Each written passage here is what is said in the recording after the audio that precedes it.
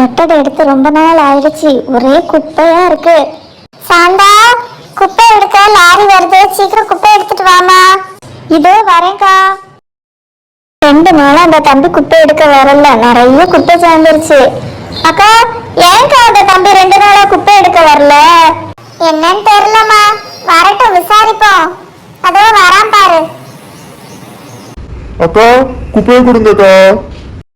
ஏன் தம்பி 2 நாளா குப்பை எடுக்க வரல? உடம்பு சரியில்லைக்கா. குப்பையை பிரிச்சு போடுங்க பிரிச்சு போடுங்கன்னா கேட்கவே மாட்டீங்க அக்கா.